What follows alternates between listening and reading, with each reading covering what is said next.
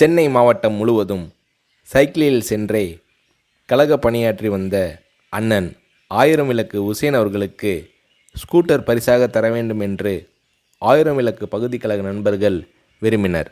அந்த பகுதியின் பிரதிநிதியும் மாவட்ட பிரதிநிதியுமான தளபதி மு.க.ஸ்டாலின் அவர்களும் விரும்பினார்.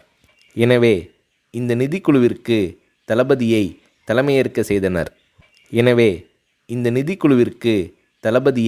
தலைமையேற்க செய்தனர். அந்த சமயத்தில் பெரியார் திடலில் ஒரு செயற்குழு நடைபெற்றது.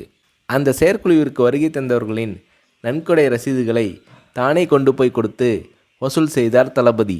இப்படி பல்வேறு கழக நண்பர்களிடம் வசூல் செய்து ஆயிரம் விளக்கு பகுதி கழகத்தின் சார்பில் தலைவர் கலைஞர் அவர்களிடம் நிதி வழங்கப்பட்டது.